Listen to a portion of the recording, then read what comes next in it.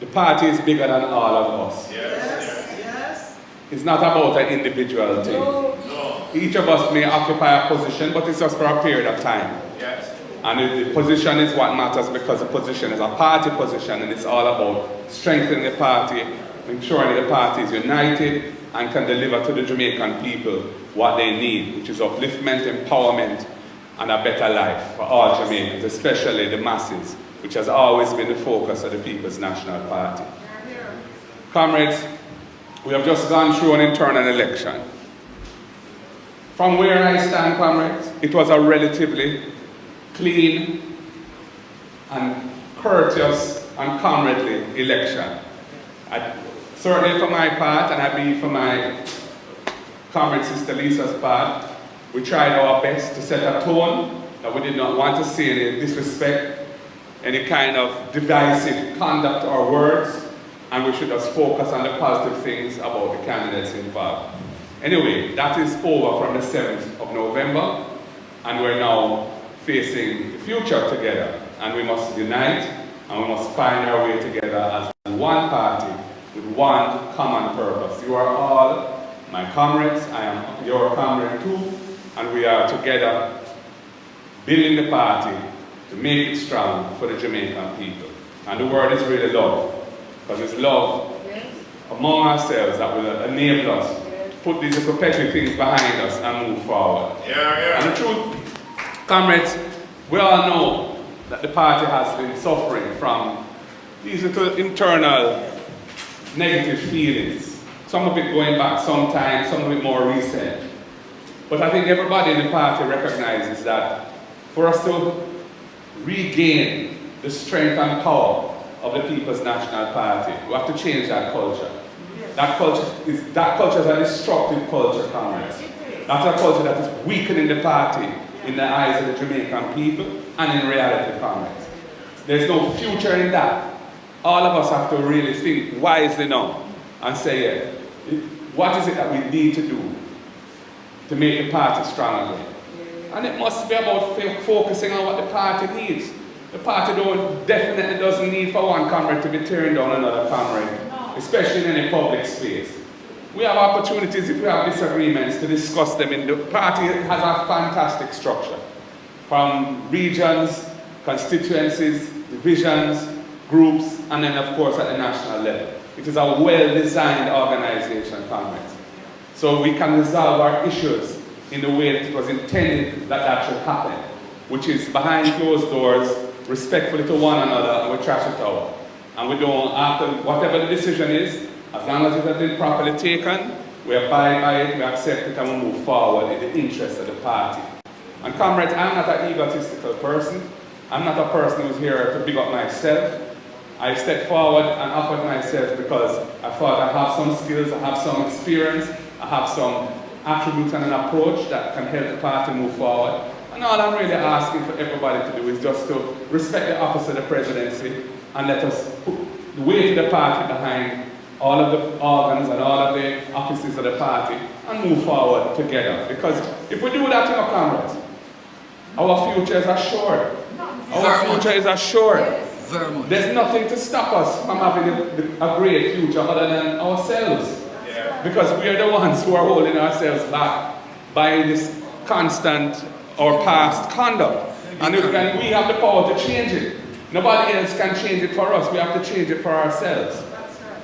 Having said that, comrades, sometimes healing is a process, can benefit from professional assistance. There are persons who are skilled at facilitating the kind of dialogue and discussion and openness that will help people to forgive help people to repair and to heal. And we have entered on a reference already with a process towards that. And I'm very happy that Comrade Lisa has appointed 3 persons from her campaign team to the Unity team. And I have appointed 3 to the Unity team. And we have some professionals in team building and mediation, and they are meeting for the first time tomorrow to start the process of designing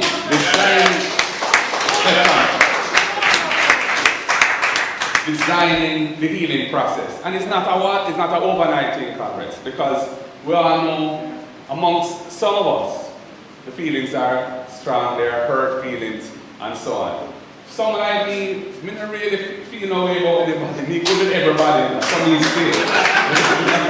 So they all the one them who bash me on social media. One of them, I call her today and just have a nice long talk with her and say, well, how that help the party? You know, what is behind that? What I can do for the party? Because you know, you hurt me enough, because you know, you read them things.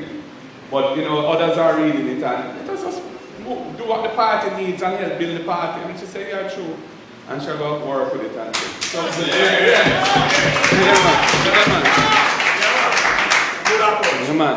So comrades, I am not the one designing the process. The Unity team is designing the process. But it will be a collaborative effort, and I hope everybody will buy into it. And not care how long it takes, we will go through it, and the party will be stronger as a result, because I believe we will start to be able to put those things behind us that may be causing some of us still to feel a little way about certain things, right? The other thing I would just say to you, comrades, I had announced a fund for party workers, named after O.T. Fairclough. That is progressing. I have the draft trust deed now. I'm reviewing it. I hope to finish that over the weekend. I will share it with the proposed trustees. And then once everything is settled, we will launch it. We'll open the bank account and we'll put the first $15 million into the fund to start the fund. And comrades, I must tell you, this week in my office, I received some mail, and among the letters there was an envelope. And when I opened the envelope, there was a letter, and attached to the letter was a check. I didn't know the person who was written the letter, but she said to me in the letter that her brother was a long-standing comrade of the People's National Party, and she was sending a check for $100,000 for the party workers fund. And the check was written up with the name of the payee blank. The check was signed. She had that much faith in the process that she would send a blank check signed with an amount of money on it so it can go into the party workers fund. And I felt, yes, the fact that somebody who I don't even know would do that, it was an inspiring feeling. And I really hope that many other comrades in Jamaica and abroad will support the fund so that we can really show our party workers, those who are most in need, those who have served longest, some love. And I think that will help to build the unity and improve morale and so on. Comrades, the main purpose of this meeting, I think, was just for us to gather with me as a new party leader and have this opportunity to share ideas. But also, the 2 burning issues are the local government election, which, if the law is allowed to follow its course, will be sometime between December 1, essentially, and February 28, a 3-month period. That's what the law provides for. And we must be ready. We don't know what the JLP are going to do, but we must be prepared. And I must tell you that I'm very pleased to hear, Mayor and Comrade Fitz, Chairman, I'm very pleased to hear the level of preparation that is already underway. And the fact that you're having your regular meetings and you're doing your walks and so on, that augurs well for a good result. We know it's not going to be an easy election for us because we've just come through a very difficult general election. But comrades, the country is in a very bad way. COVID is on the land, the economy is suffering, business is suffering, employees are being laid off, unemployment is up over 50% this calendar year. It is an environment in which if we show ourselves to be united, we show ourselves to have a message that can resonate with the people as to what we intend to do. When we're in charge of local government, there's every reason why the people should embrace us and give us the support. So in that is just come myself available to the Portmore caucus. I will make myself available to walk, and whatever I can do, I will try my best to be as helpful as possible to the process and to ensuring the success that we hope to have in the local government election. And I know this team, with this attitude, which is, I would say, so mature and so inspiring and so united, I feel very, very empowered myself, and I feel very lifted by it, Cde Denise. It is a nice vibe here, because I know where we're coming from over the last few weeks, but that is behind us now, and we're moving forward, and we're moving forward to get in the best interest of our beloved party, the People's National Party. Comrades, the other point I wanted to touch on is this whole question of the government's initiative to make Portmore a separate parish from St. Catherine. Now, I have heard no convincing argument put forward so far as to why that is a good thing for the people either of Portmore or of St. Catherine. The whole design of the local government system embodied in the 2015 three strategic laws, and prior to that in the laws which created the Portmore municipality, has been to recognize that Portmore, which began as a dormitory community, as a residential area, had evolved into something worthy of being a municipality in its own right with its own mayor. But the whole question of becoming a parish is a separate ballgame. There are legal consequences to having parish status. Even from a court's point of view, under the Resident Magistrates Act, there are certain offences and civil claims that can only be brought in the parish where the wrong is committed. So unless you have a court structure within the parish for those claims to be adjudicated, there are legal issues which arise from that. There are also, most by convention, parishes would have certain assets which Portmore doesn't have, because Portmore was never conceptualized as being a parish, and it is integrated with St. Catherine, and that works quite well. So what is the reason for this, and what is the justification for this move? Mayor, I haven't heard it yet, so as far as I'm concerned, I don't think it's a good idea.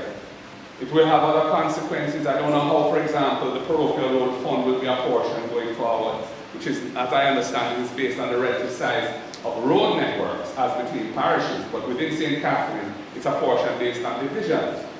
And Scott had given me the numbers. I can't remember, the denominator was 41? For Portmore, it's 1241. 12 out of 41. And for the other parties, 2941. But will that be correct? We don't know how that would work, and to whose advantage that might be. Would Portmore suffer from that, or would St. Catherine suffer from that if that method of apportionment, both of the motor vehicle and of the property tax revenues, was to change? We don't know the answer to that, conference.